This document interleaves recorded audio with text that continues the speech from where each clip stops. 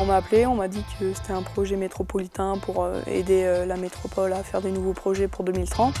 Pour être très honnête, je pensais un peu à une arnaque. Je pense que c'était un peu la zone de mystère. J'étais curieuse de voir ce qu'on pouvait apporter, nous, à des gens compétents comme ceux qui travaillent à la métropole. Je pense vraiment que la diversité va permettre d'avoir un panel d'action large. Ce qu'il faut savoir aussi, que je pense que c'est super important parce que c'est nous qui allons construire le monde de demain. La question de l'orientation, quand on voit ah bah direct toi, bah vas-y va en bac pro, on s'occupe pas de toi. Si j'avais écouté dès le départ ce qu'on m'avait dit, j'aurais pas trouvé quelque chose qui me plaisait.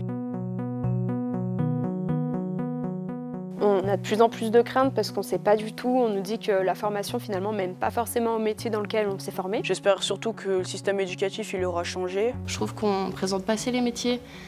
Il n'y a pas assez de stages. Enfin, on arrive à la fin du lycée, bon, ben, qu'est-ce que je fais? Je vais là. J'ai bientôt 21 ans et j'ai toujours pas trouvé de vocation. Je sais absolument pas ce que je veux faire. Il y a beaucoup de jeunes qui, en sortant du lycée ou même de l'université, ne savent absolument pas ce qu'ils veulent faire et qui sont complètement perdus.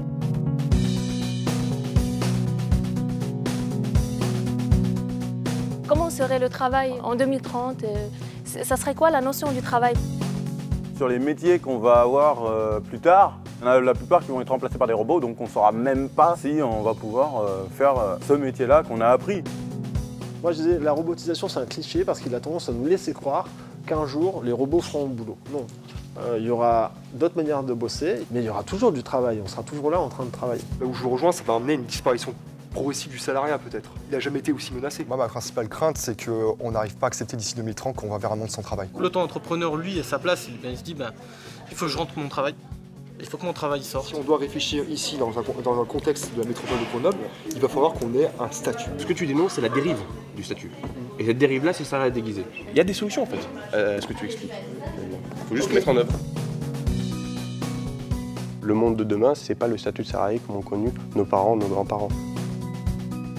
Revenu universel, juste le terme universel, ça veut dire pour tous. Mais si tu bosses, je sais pas, toute la journée dans un champ et que tu es payé autant que celui, je sais pas, qui juste envoie des emails ou des trucs comme ça, je trouve que c'est pas très juste, quoi. T'as besoin, enfin on est quand même fait pour créer, pour inventer des choses et du coup, on sera pas sur notre canapé pendant 50 ans, non.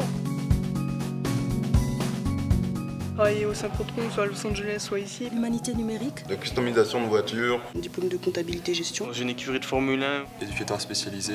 J'aurais bien être psychologue, accompagner les patients atteints de cancer, des trucs comme ça. Chercheur en chimie organique. Dans la coopération internationale. Les tests maintenance des systèmes. Dans le domaine social, peut-être la fonction publique, les collectivités territoriales.